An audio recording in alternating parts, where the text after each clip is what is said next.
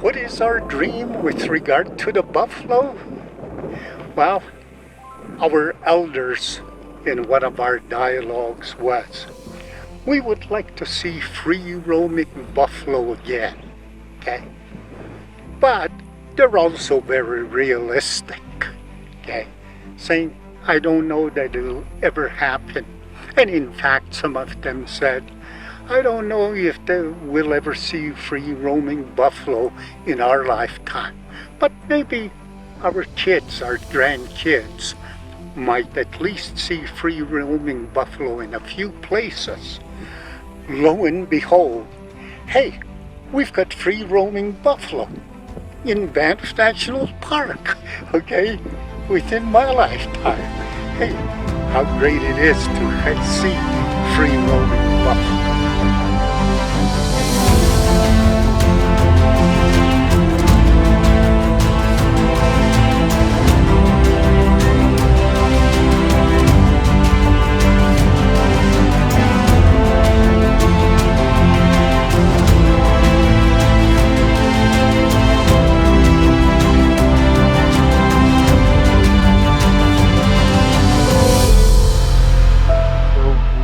We're standing in Banff National Park, which is about as good a place to talk about the history of bison in North America since the Ice Age as you could possibly find. And the reason for that is that we know from the archaeological site just down below me here that Indigenous people were interacting with bison for the last 11,000 years in this valley because of the presence of bones in these campsites that have been found. And so we know that bison were a dominant mammal interacting with people in this area for over 10,000 years.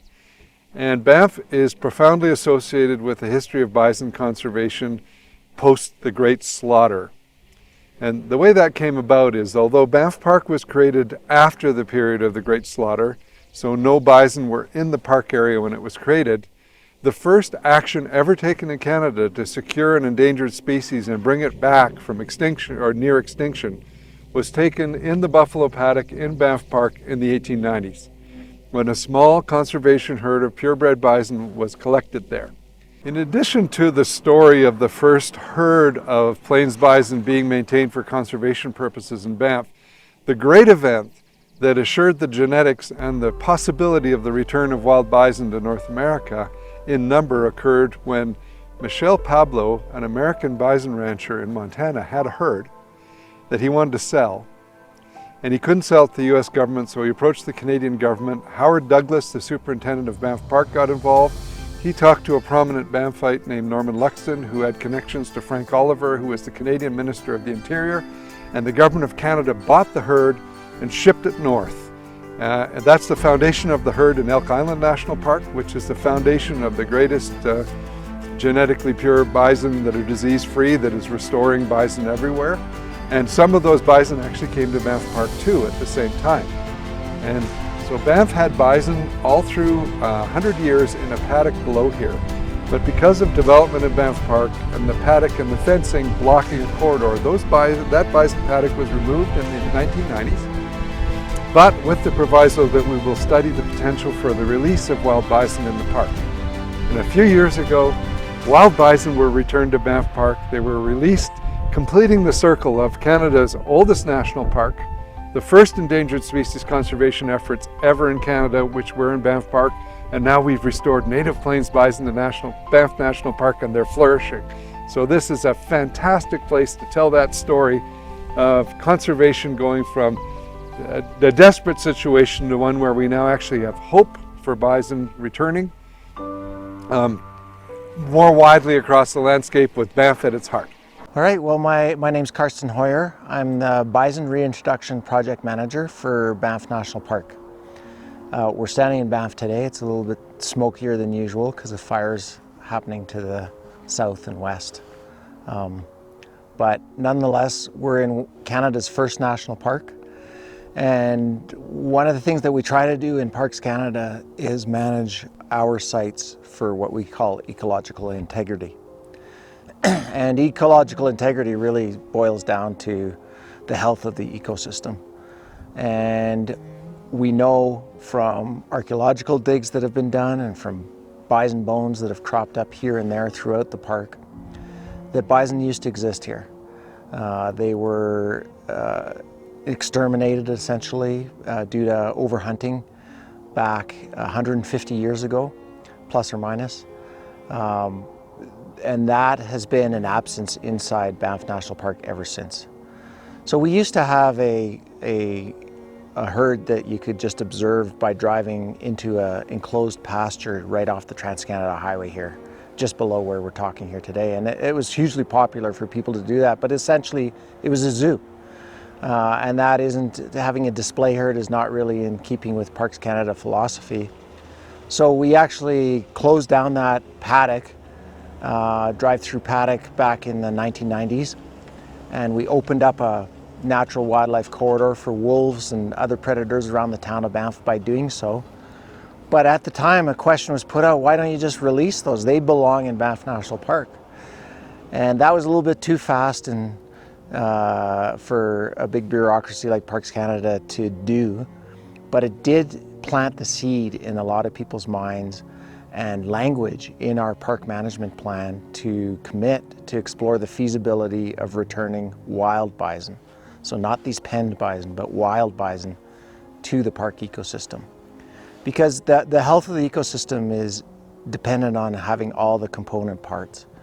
And so bison for us, it's not just a single species, it's actually a component and a critical part of a functioning ecosystem that was missing. So that feasibility study was done, and from that it became a possibility that, yeah, we think we could try to do this. And so that was a commitment that was made back in 2015, so 5 years ago now, to try and reintroduce bison to Banff Park. And then I assumed this job and really had to sort of come up with a viable plan. We did habitat analyses and modeling. We figured out that we were actually going to try and do it in the backcountry to start, away from the busyness of the main Bow Valley here in Banff National Park, which has a national transportation corridor, highway and railway going right below us here. We have 4 million visitors a year, human visitors coming to the heart of Banff National Park. We kind of wanted to try this as a pilot or a test for 5 years away from all that. And our habitat analysis also showed that it was a good place back there for bison. It's very grassy. It's actually a lot less rugged than the main Bow Valley here. And so logistically we had to overcome the fact that it was remote. And when I say remote, it takes 2 days for us to go in either by foot, horseback, or in winter skis to get to the heart of the reintroduction zone. There's no motorized access at all. And we had to figure out how to get bison in there to start. So we had to build what we call a soft release pasture in 2016 to bring the bison into the backcountry, because we wanted to hold them for 1.5 years and anchor them to the place. We decided to start with very young animals from Elk Island National Park, which is up near Edmonton, 450 kilometers from where we're standing right now. And they have a bison herd there that's probably the most genetically pure and wild of any, and healthy of any bison herd in North America. So even within Parks Canada Agency, we had this stock to draw upon.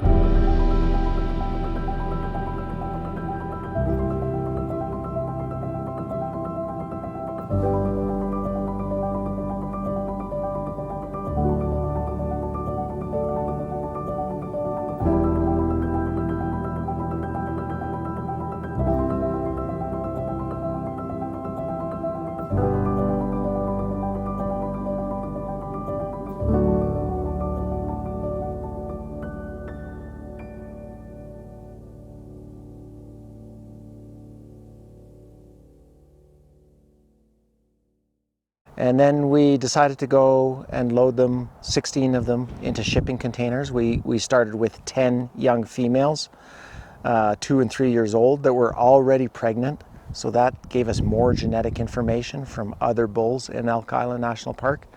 And then in addition, we brought 6 young 2 and 3 year old bulls with those 10 females. So 16 bison. We loaded 3 to 4 in these modified 10 by 10 foot shipping containers that we made.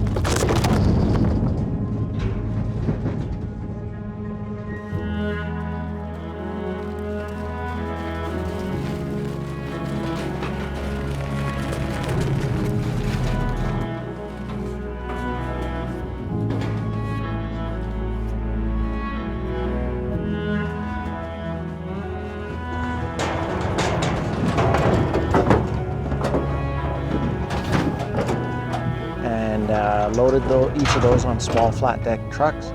Drove, and was about a 7-hour trip for those bison to the end of the nearest gravel road to the reintroduction zone. They stayed there overnight in the containers.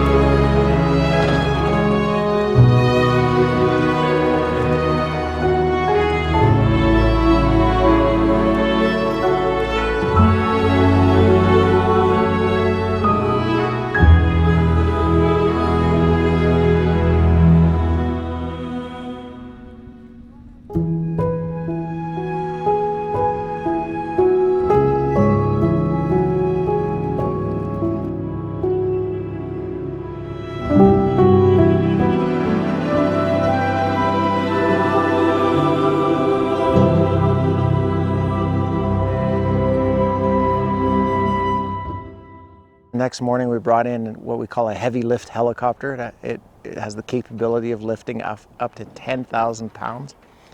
And we lifted those 3 or 4 bison one by one in the containers and put them in the soft release pasture, which we built all by hand in the backcountry.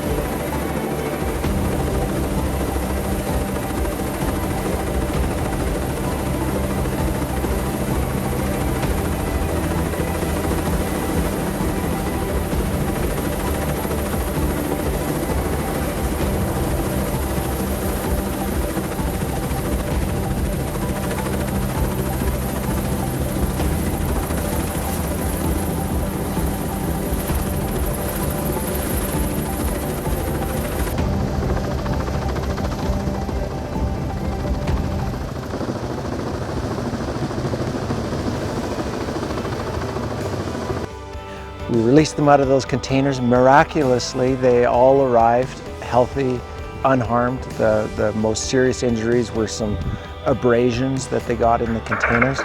Within an hour, they were all eating the hay we'd put out for them and drinking from the trough that we had built and had a trough heater in because this was the middle of winter.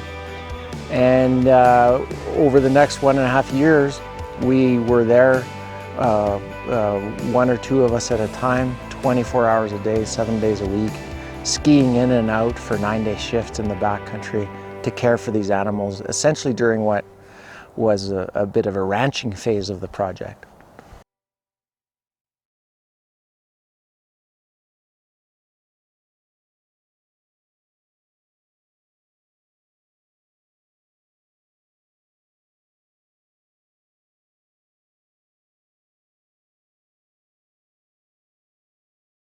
During that time, they gave birth to 2 crops of calves, and each consisted of 10 calves. So that's an extremely high reproduction rate that every rancher would be envious of. And so by the time we released them, we had 35 animals. So some had calved already, some hadn't yet in the second summer when we released them from that soft release pasture and turned them free.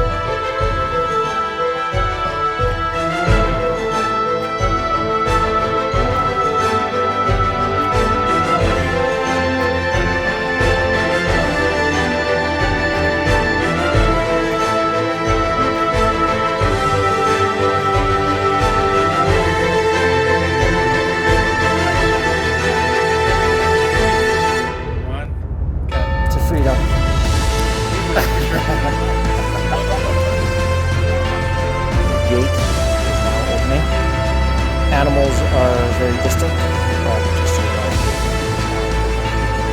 we'll update you as things develop.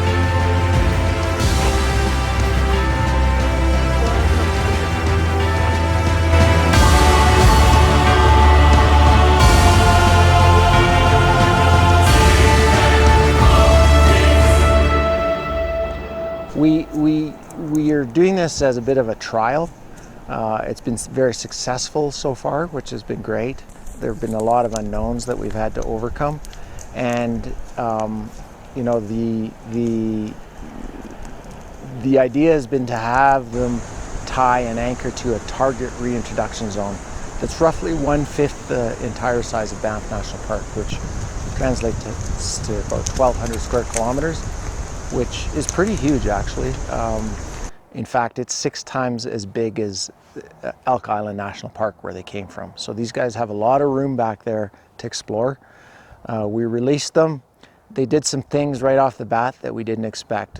For example, 2 of the cows that were still about to give birth, they left the soft release pasture and they basically climbed the closest mountain right to the top. There's some grassy slopes up there, and they gave birth on the summit slopes of that mountain and spent the next 2 weeks essentially in bighorn sheep habitat, which totally blew us away. The remainder of the animals also use steep slopes up high.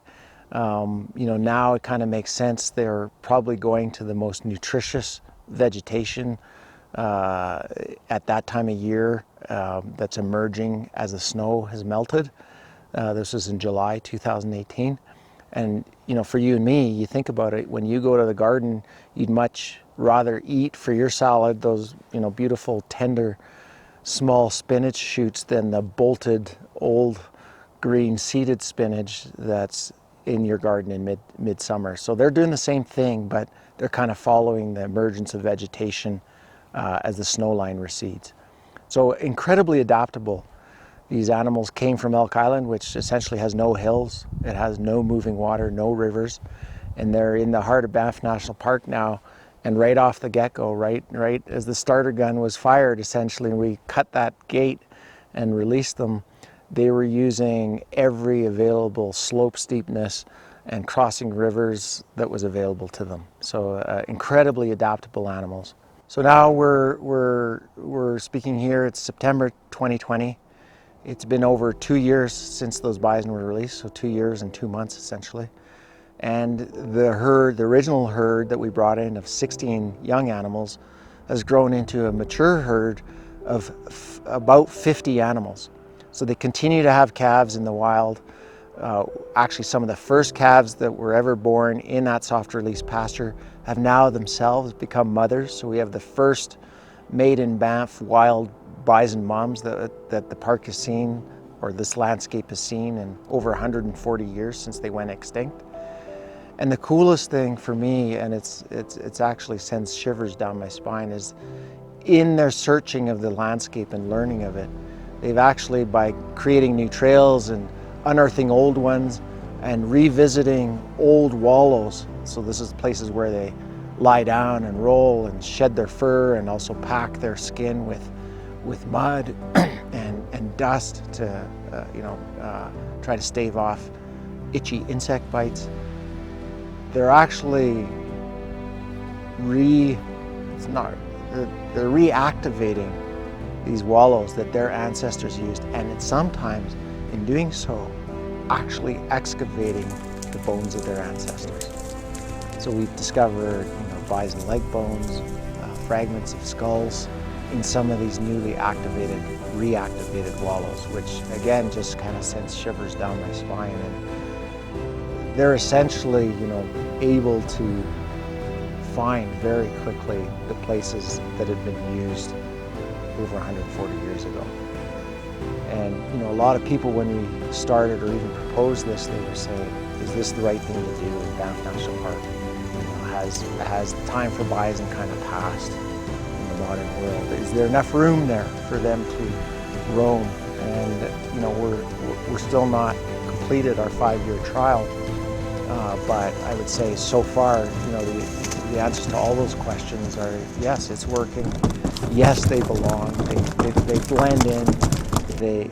they're returning to all the same places, and they're reactivating the ecological processes that had gone dormant while they were gone. And for me, working as a wildlife biologist, that's about one of the most rewarding things anybody could ever ask for, is to work on a project like this, see the progress you're making, actually see the animals out there completely in their element, and having, you know, other animals and plants respond in a way that it seems more holistic, healthier, and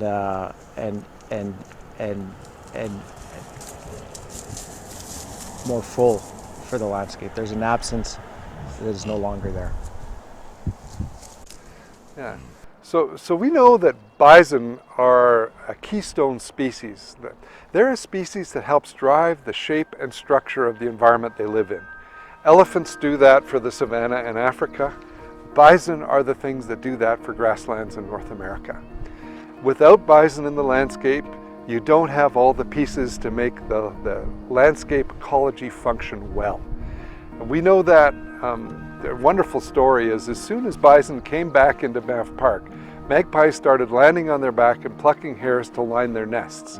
Even though no generation of magpie had ever seen a bison in Banff, that instinct was still there, that symbiosis was still there, and we know that the bison fur in lining a bird's nest increases the survival rate of the bird eggs and the chicks that come out. That's just one example. Bison also create more open pasture, and then other species that use more open landscapes thrive in that kind of a context. So bison are sometimes called ecosystem engineers, meaning that they create the conditions that allow the rest of life to flourish along with them. They're also, as they age, their carcasses can provide meat sources for carnivores. Maybe their young calves get hunted, but a bison is a pretty formidable adversary. But the whole system is richer for the presence of bison. Last summer I saw the bison way up high in Banff National Park. Extraordinarily, they go up into the alpine zone. We think of them as a grasslands, valley bottom species, but they love being up high in the summer. My surmise is it's because there's fresh young grasses up in the alpine, and they know that they can be in the valley bottom in the winter where the grass will still be exposed because there's less snow in the valley bottom, but in the summer they can eat up high. But the other thing I saw is, we've known for a long time that grizzly bears aerate the soil by digging, and that stimulates plant growth. When I was up high last summer in Banff Park, I saw the bison hoofprints were aerating the soil in the same way, which will also stimulate plant growth. So we see this amazing cascading effect that comes with putting bison back in the landscape. And they also have these wonderfully large, rich patties of their manure, because they eat a lot and they defecate a lot, which is spreading, fertilizer all over the landscape in a way that's a renewing feature.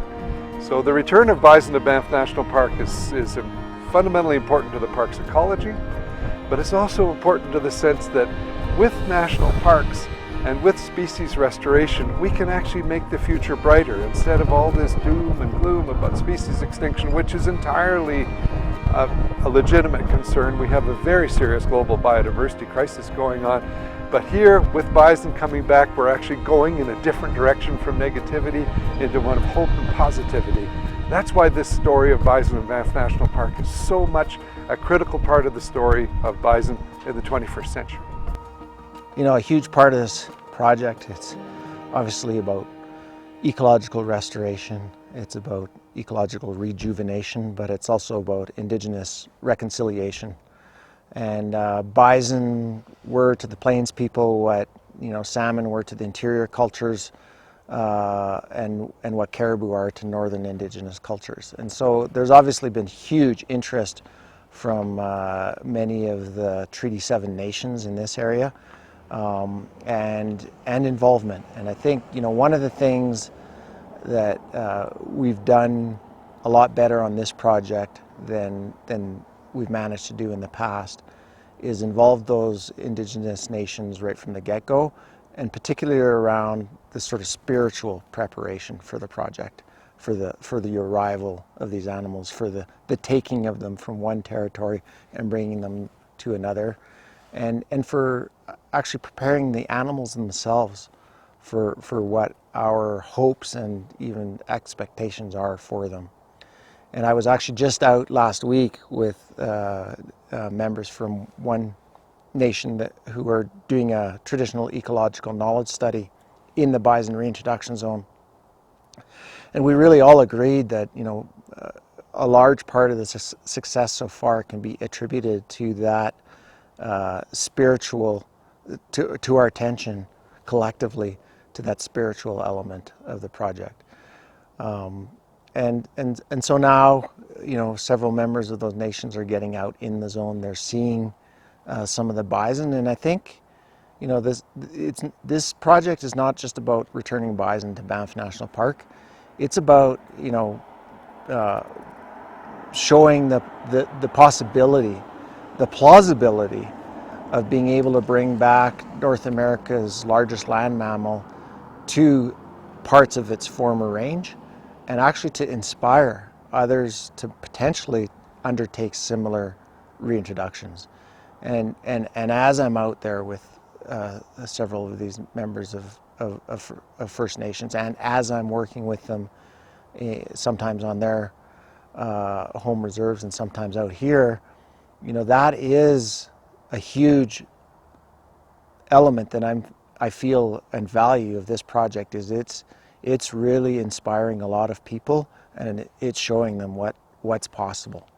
And there are numerous reintroduction projects in discussion, underway throughout North America right now. And I'm not saying Banff is responsible for all of those, but I think we're playing a really important role in helping to show that it's possible, it's manageable. If we can do it here, you can do it in a lot of other places as well. And it's also really spiritually uplifting and energizing to a lot of these folks who essentially had a parallel history with bison for the last 140 years, which has been, each one was almost brought to extinction, essentially isolated onto reserves. And now we're into an age of reconciliation, rejuvenation, growth, of expanding out and thinking about, restoration of those relationships with the land, between animals, between people, between cultures. One of the most important things too about the bison story in Banff Park is, for me, it's an example of what I'd like to call positive reconciliation. In Canada, we know that our relationship with First Nations, with the broader society and the First Nations dimension of Canada, has been very troubled. Bison are something, through the Bison Treaty, that every Plains First Nation, or even the Mountain First Nations that hunted bison on the plains, have in common, and they want back in a wild state. That's what the Buffalo Treaty basically says.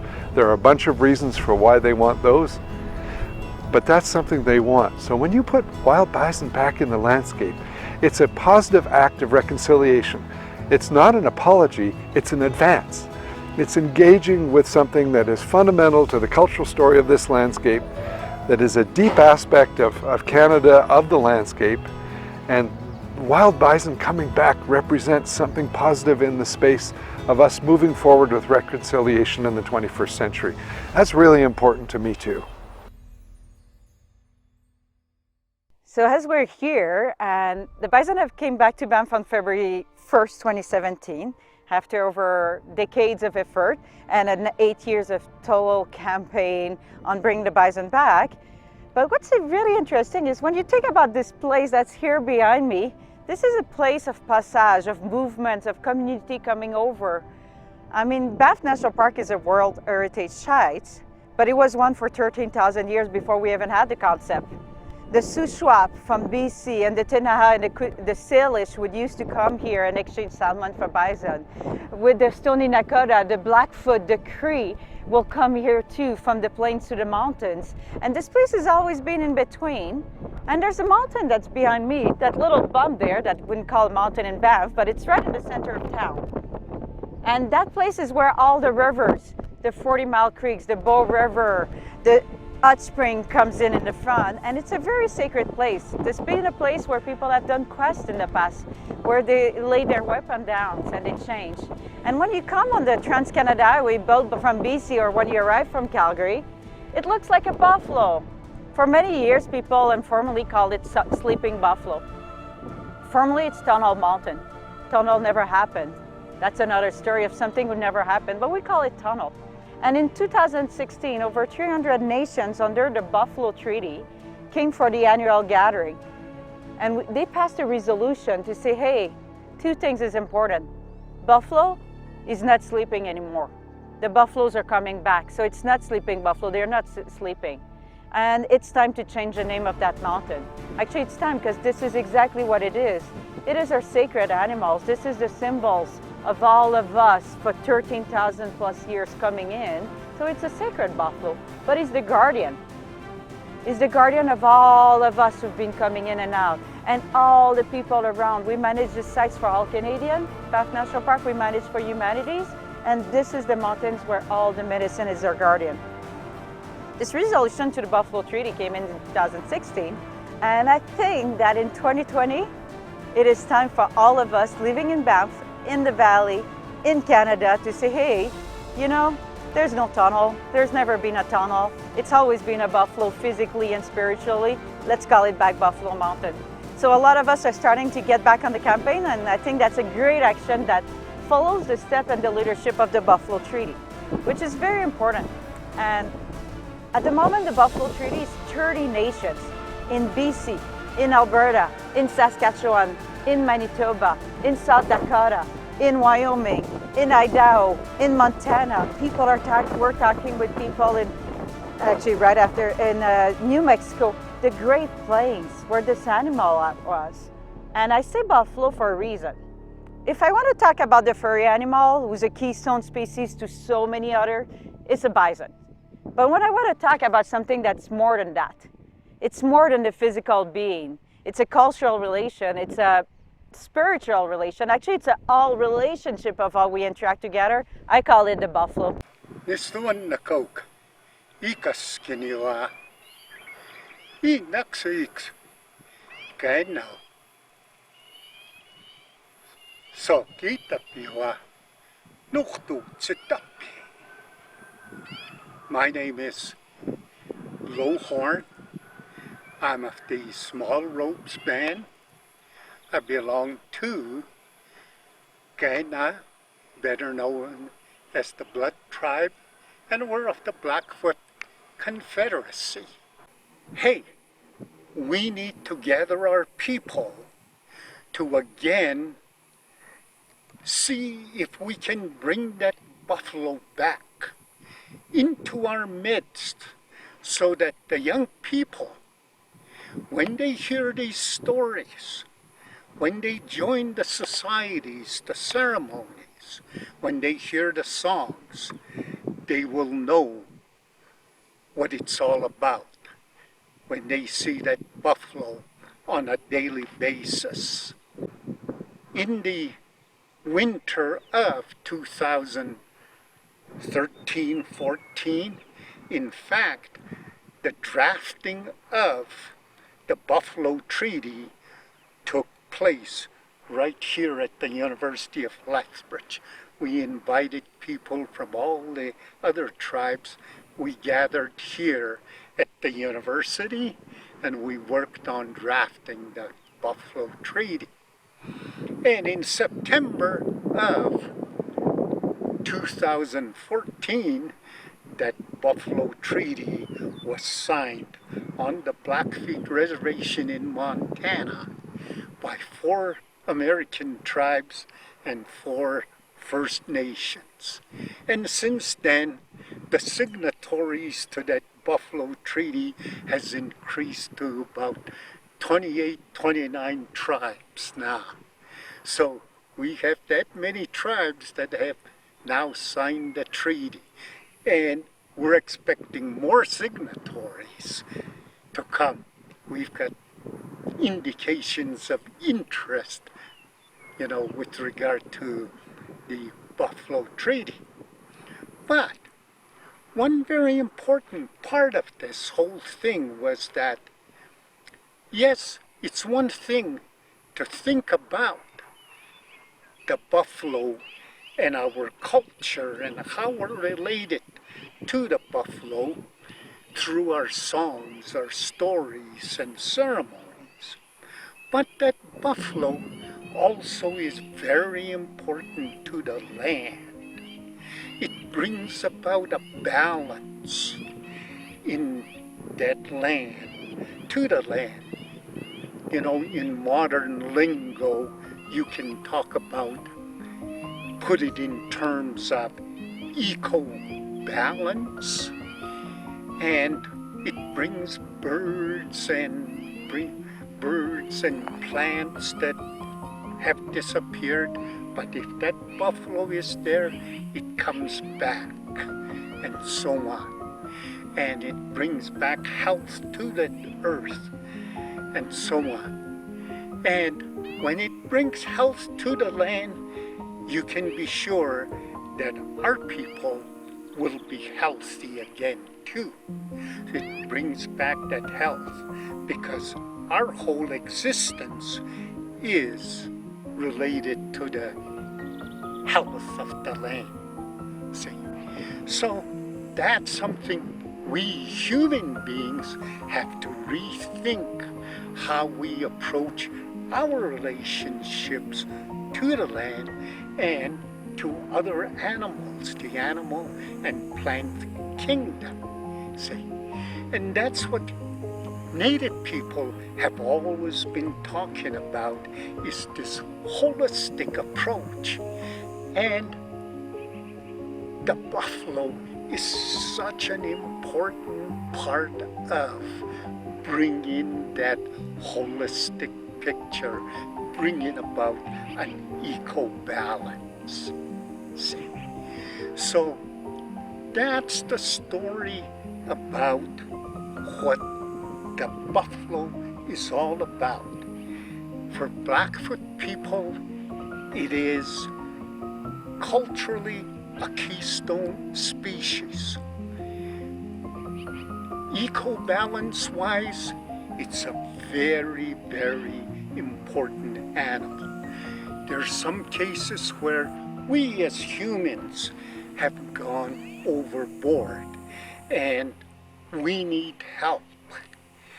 That buffalo can help us bring that land back.